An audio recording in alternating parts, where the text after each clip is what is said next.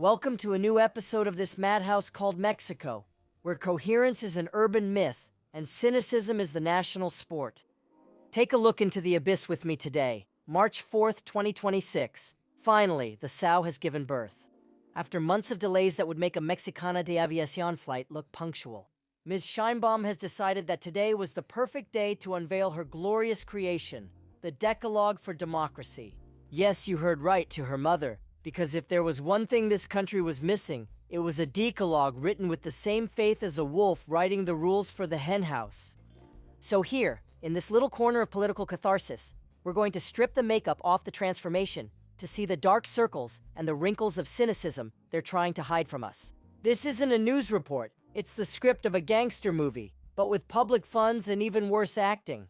Also, I recommend you put on your emotional bulletproof vest, because we're also going to talk about how the owners of the territories are getting the flowers and chocolates, about this torrid romance between Omar Garcia Harfuch and the Northern Command of the United States.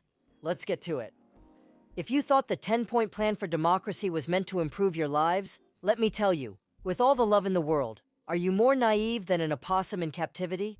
The electoral reform is not an end, it's a weapon. It's the club they're using to beat each other up under the table, while above, in front of the cameras, they hug as if they loved each other in a civil war. In Morena, it's going full force. It turns out that the electoral reform is already in Congress. And look, we have to admit that the name is a gem of political marketing. Decalogue for Democracy. It sounds like the tablets of the law, brought down from the Cerro de la Estrella in Iztapalapa by a Moses with a ponytail. But let's take off the gift wrapping and see what these geniuses of transformation are really selling us. Cutbacks, austerity, or how to leave the referee without a whistle. They propose a 25% cut in electoral spending. Of course, because nothing screams functional democracy like leaving the organization in charge of counting the votes with the budget of a church fair. The argument is the same as always. The people are tired of waste. What they don't tell you is that, coincidentally, that 25% less oversight is perfect for those who already have the entire state machinery to grease their own campaigns. The end of proportional representation, the House's favorite populism? Here comes the blow to the right's nostalgia and the wet dream of authoritarianism. Goodbye to proportional representation and proportional seats in the Senate. Bravo. The audience cheers as those who don't win votes leave. The crowd shouts. But wait a moment. Let's think for 2 seconds. I know that's a lot to ask in Mexican politics. Eliminating proportional seats basically means erasing from the map any opposition that doesn't have the size of a budgetary Godzilla. It's the perfect plan for the party in power to keep the whole cake, even if they only have 40% of the votes. Pure democracy, right? And to look modern, they include the regulation of artificial intelligence in propaganda. They want to avoid misinformation. Them, the ones who have bot farms that would make a microchip factory in Taiwan pale in comparison. Now it turns out they're going to decide which AI-generated video is informative and which one is sinful. Good luck with that, gentlemen deputies, who can barely connect to a Zoom call and already want to regulate digital networks. But this is where things really get interesting. In the 4T paradise, there are snakes, and they aren't the silent, slithering kind. The Labor Party. The Labor Party, that eternal satellite that has lived off the scraps of the left since time immemorial, has gotten belligerent. Why? If proportional representation seats are removed, the Labor Party will just disappear. No disrespect. The star goes out faster than a candle in a hurricane. The leader of the Labor Party, Reginaldo Sandoval, has gone for the jugular of Arturo Saldívar, the influencer minister and main driving force behind this reform. And look, I don't usually agree with the Labor Party, but Sandoval dropped one of those truths that leave a mark. Morton mocked Saldívar, saying he hasn't even been a councilman. Sass reminded him that it's one thing to give law lessons from a carpeted, air-conditioned office, and quite another to wear out your shoes. At a rally in Ecatepec, Sandoval says that Saldívar lacks the moral authority to give lessons. Carpeted office. Watching two allies tear each other apart over a bone is, without a doubt, the best entertainment our tax money can buy. But what is the Labor Party looking for with this rebellion? Don't try to fool us. It's not love for democracy. It's a survival instinct with the disappearance of the Party of the Democratic Revolution, may it rest in peace, or whatever it is they do with political parties. The Labor Party has seen the perfect opportunity. They want to become the refuge for all the left-wing widows who can no longer stand Morena's centralism. They're betting on selling themselves as the independent left-wing option. Yes, the Labour Party, the party that has always voted as asked for years. Now they're suddenly the defenders of a level playing field, and their idea of plurality is like the Joker running for police chief of Gotham City. It's only March 2026, and these guys can already smell the blood of 2030.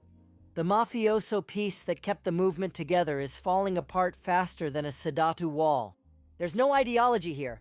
What we have is a fierce struggle between the faction of the servant scientist Claudia Scheinbaum and the hardliners or radicals. Those guardians of the faith who still pray to the image from Macuspana and won't accept that they're no longer the ones holding the keys to the box.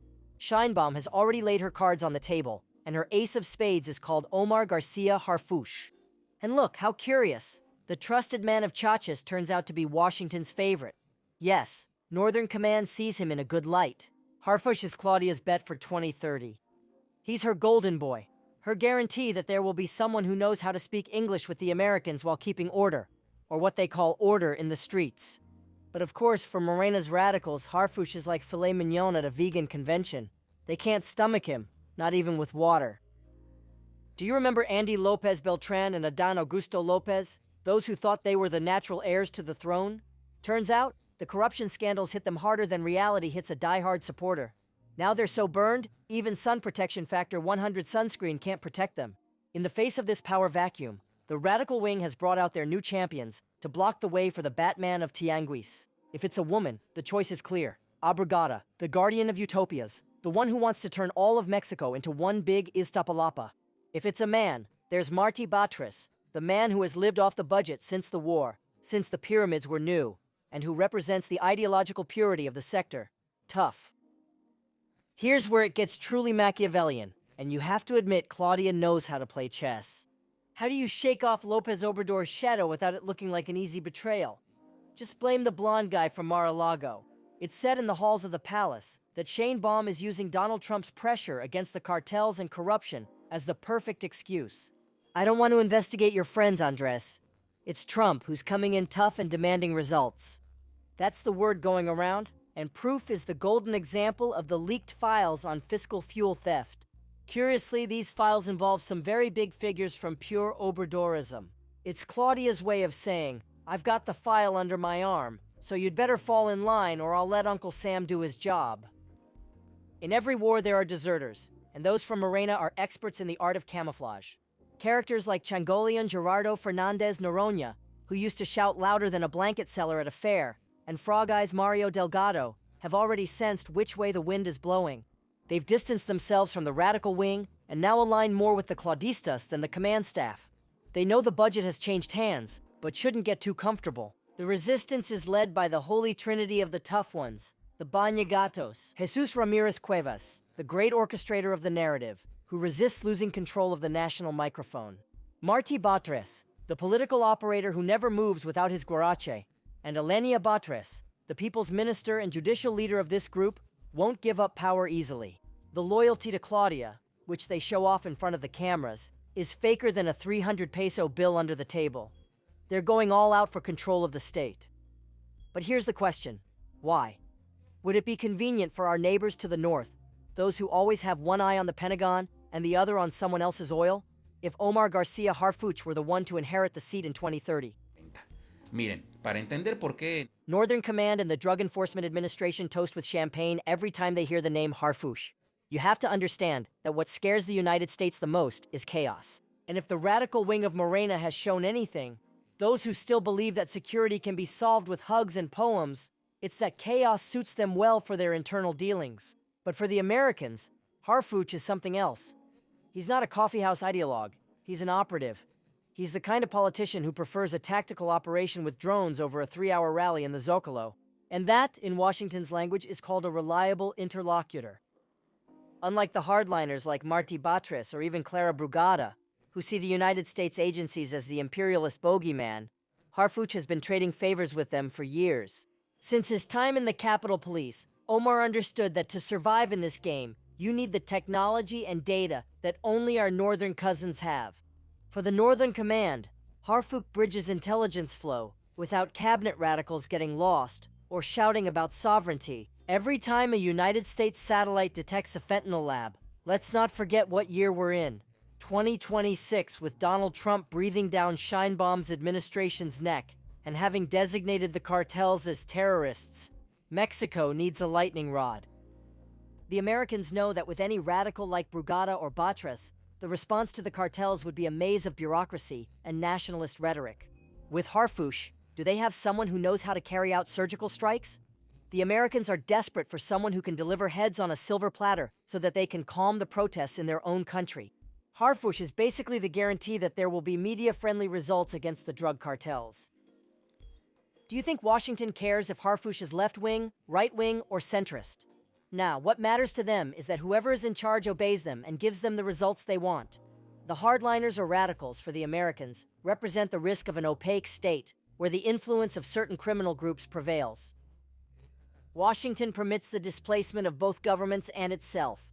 What do you think, Harfuch? He's the technocrat of force. He's a man who understands order and subordination. From the left, criminal groups across the political spectrum, right, center-left, and center-right, are thriving. The bosses can rest easy. The leak of files about the fiscal fuel theft that I mentioned before was not a coincidence. It's a direct message to the heart of radical Obradorism. Who do you think helped compile those files? The financial intelligence handled by people close to Claudia is coincidentally highly regarded in Washington. It's their way of telling the radicals, you are the burden we don't want to carry. Harfuch is the functional future, even if he wears combat boots.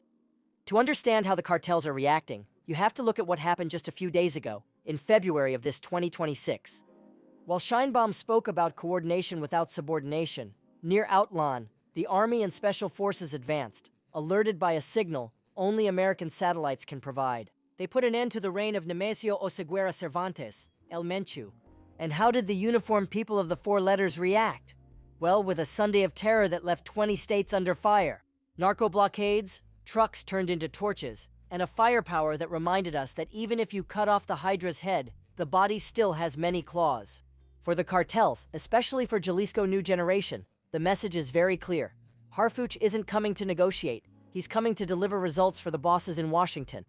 Mencho's guys already understood that Harfuch's romance with the Northern Command isn't just hallway gossip, it's a technical death sentence. The reaction of the criminal groups isn't just violence, it's spite.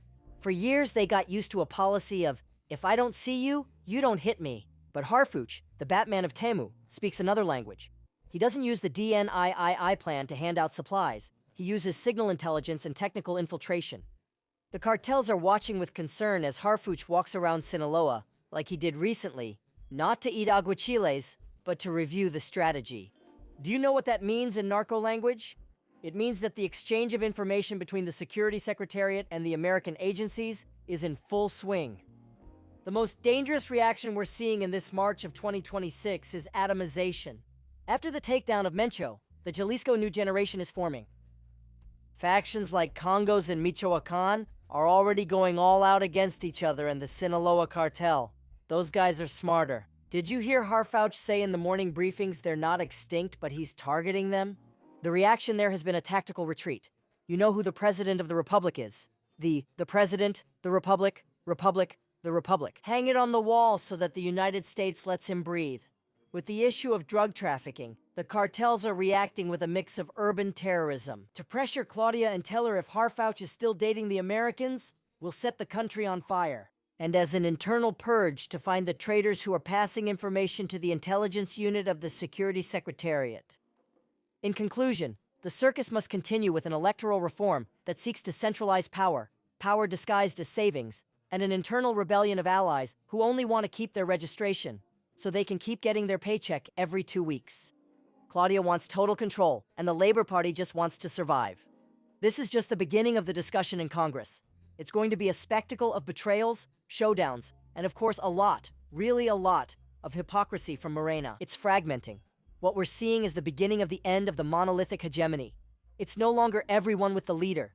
Now it's everyone with their own candidate, and the last one out turns off the lights. While they fight to see who makes it to 2030, the country keeps watching how they divide up the spoils. At the end of the day, the Americans' urgency is simple. They want someone in the National Palace who answers the phone on the first ring and speaks their language, not the language of class struggle. Harfuch is the candidate of armed peace. He's the man Washington needs so that Mexico stops being a headache over migration and fentanyl and becomes the efficient containment wall they've always dreamed of. I'll leave that with you to chew on with your afternoon coffee. Don't be fooled by the smiles in the photos. On this chessboard, they're the pawns and the king. Well, the king lives in the White House or in Mar-a-Lago, depending on the blonde guy's mood. What do you all think? Is the Decalogue a guide to salvation or the end of political competition? Do you think Claudia will manage to impose Harfuch over the radical followers of Batras and Brugada? Or will the constant corruption scandals end up blowing up the 4T ship ahead of time? Sovereignty or convenience? Everything indicates that Harfuch is taking advantage of his closeness to the Americans to pave his way to 2030. And are the cartels using Mexico as a hostage to try to break up that relationship? We're stuck in the middle, watching them fight with everything they've got. While in the palace they tell us that everything is under control. The reality is that the blows are coming hard and fast. Thank you for joining this rundown of today's political mess. I'll read your comments below. Leave your venom. That's what we're here for. Let's keep watching as the theater of Mexican democracy falls apart. Remember, the truth doesn't sin, but oh, how it bothers those who profit from the show. Nos vemos el viernes. Remember, you can make your donations via PayPal. You'll find the information in the comments section. Thanks to you, this channel stays active. It's very important to subscribe, like, and hit the bell to get notifications whenever there's new content. Thank you.